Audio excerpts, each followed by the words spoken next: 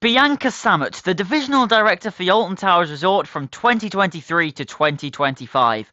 Her time saw the opening of the Cursed Alton Manor, Nemesis Reborn and Toxicator.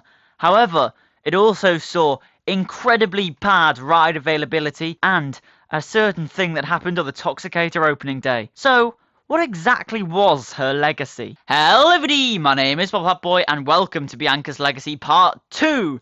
In today's video we're going to be discussing everything that happened in the 2024 season at the Alton Towers Resort. 2023 saw the opening of the Cursed Alton Manor and we discussed everything that happened in 2023 last week. So definitely go back and watch that if you haven't already. 2024 on the other hand was very much a roller coaster of a year with some very high highs but some very low lows. So, without further ado, let's get straight into the 2024 season at the Alton Towers Resort. To begin with, something Bianca brought back were paper maps. This was a very welcome change for the Alton Towers Resort in 2024, because paper maps are a great thing.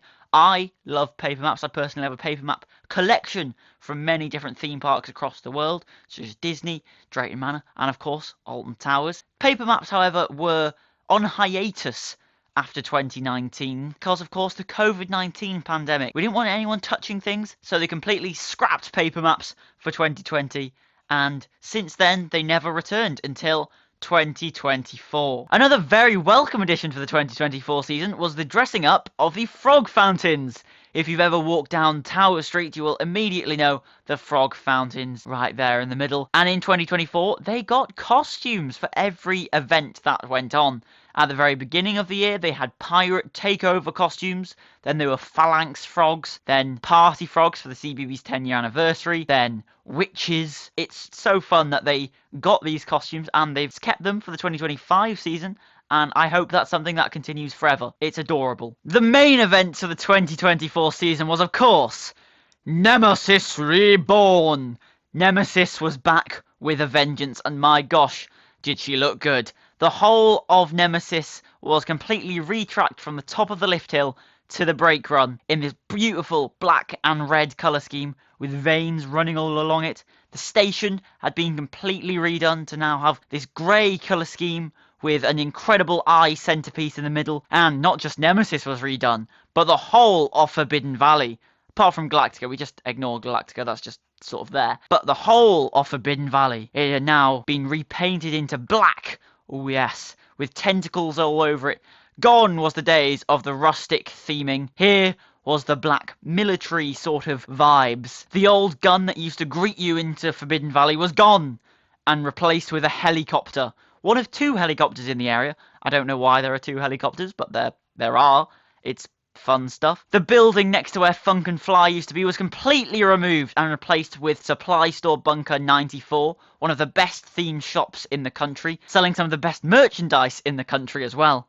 The Edge Arcade was now gone, replaced with a new arcade called Arcade. The area now had an entrance portal that was sort of Jurassic Park-esque with its fencing all along and had a massive sign that said Phalanx Facility, but on top of that, with tentacles, because tentacles were very much the in thing for Nemesis Reborn and Forbidden Valley. In tentacles, it said Forbidden Valley. Oh, it was good. The iconic Nemesis arch was repainted black, of course, and changed from the original Nemesis sign to, say, Nemesis Containment Zone. Of course, the main attraction of this area is Nemesis Reborn, which on opening day saw two places that you could get to it. The hotel and the main entrance. The hotel guests, some people were waiting at that gate, which is right next to Galactica, since 6 AM. However, little did they know that the main entrance actually opened a few minutes earlier, so people could run straight on down to Nemesis Reborn.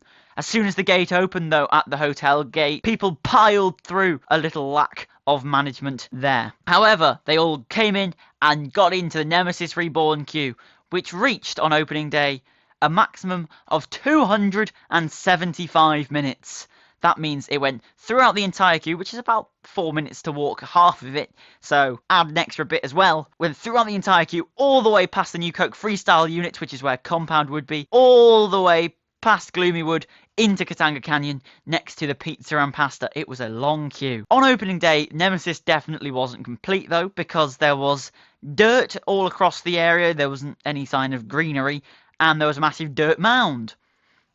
which did get removed, however, at the end of the 2024 season. There was a gun, of course, which is in the queue still. However, this got added to, it got some extra details added, the eye got some extra details added, and the entrances to Nemesis Containment Zone and the ride also had some extra details added throughout the season, proving that Nemesis was not exactly 100% complete when the ride opened. Continuing from 2023 was the use of roaming street theatre, and that could be seen in Forbidden Valley with Phalanx members carrying eggs, with the hazmat suit people scanning you, Seek the Truthers, and news reporters roaming all across the area, immersing you into the area itself. Nemesis's opening day was the first day of the Alton After Dark event, which saw Alton Towers open until 8 PM, meaning that people could get night rides at the very start of the season. However, on this opening day, Nemesis closed, and some people got kicked out of the queue, whilst others remained in it.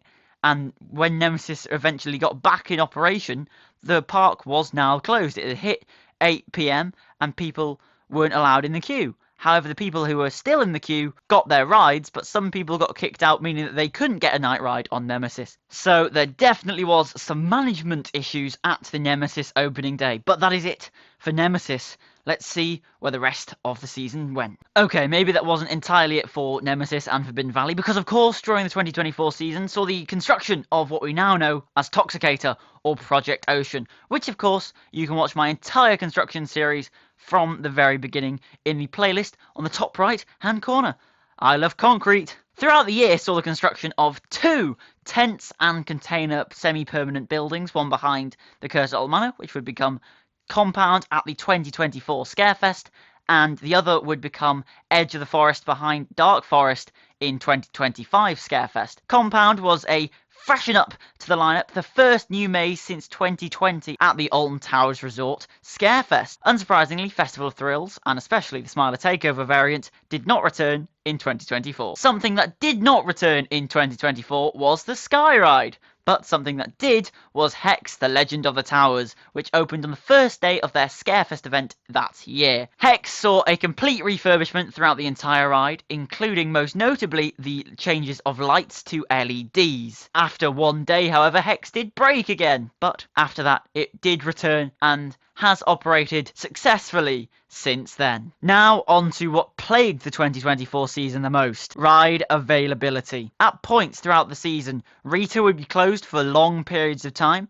similar to what would happen in 2025, and even Nemesis Reborn, the brand new coaster for that year, experienced reduced capacity, where it would only be on one train for very long periods of time. On what is probably the worst day in Alton Towers ride availability history, this was what was open. Spinball Whizzer on 55 minutes, Galacta 95, Nemesis Reborn on its reduced capacity 120, and Wickerman on 120, with Nemesis Subterra, Oblivion, 13, The Smiler and Rita all being closed at once. Not good for what is supposed to be the UK's premier theme park, and this wasn't really a one-off. There was always multiple rides at the same time being down, which is not what you expect for a day out at Alton Towers. You don't want to be in a queue and it just breaks. To be honest, from this picture, I'm surprised that Galactica was open. That loves to break. But that is everything in 2024 that happened. Ride availability was extremely poor throughout the year, especially in the final few weeks of the season. However, it saw great highs such as Nemesis Reborn and of course the Phalanx Frogs.